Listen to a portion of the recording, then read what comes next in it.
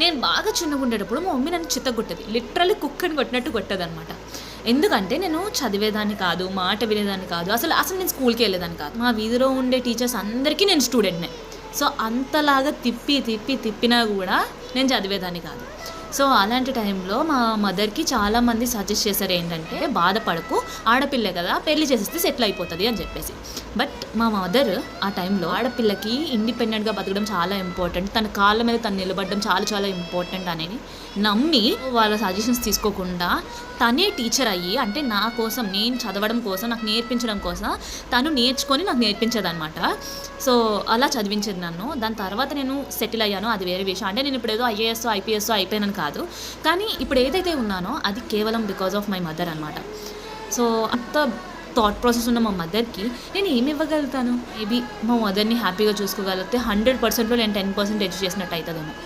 I wish a very happy birthday అమ్మ. And అలాగే నువ్వు ఇలాంటి బర్త్డేస్ చాలా జరుపుకోవాలి, లైఫ్ లాంగ్ హ్యాపీగా ఉండాలని కోరుకుంటున్నా. And I love you so much. Thank you for everything. I love you.